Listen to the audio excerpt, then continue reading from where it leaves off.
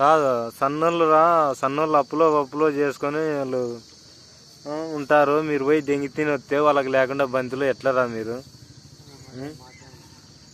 కాదు అట్లా చేస్తే ఎట్లరా మీరు? అన్యాయం చేయొచ్చునా మీరు? దొంగ పూకుందంగా అట్లా చేస్తే ఎట్లరా మీరు? ఏమన్నా పనేరా? సన్నోళ్ళు ఉన్నోళ్ళు లేనోళ్ళు అప్పులో సప్పులో చేసి పెన్నేళ్ళు చేస్తే మీరు దెంగి తిని వస్తే ఎట్లా చేసేది? అక్క మడ్డ కుడిపిస్తారా మీరు? లే కాదురా రాజు, రేత్రి బేదులు పెట్టుకున్నాయండి. తాతయ్య గుడికాడంతా నాన్నకదంతా వాంకొని వచ్చినావు, రేత్రి బేదులు పెట్టుకున్నాయంట.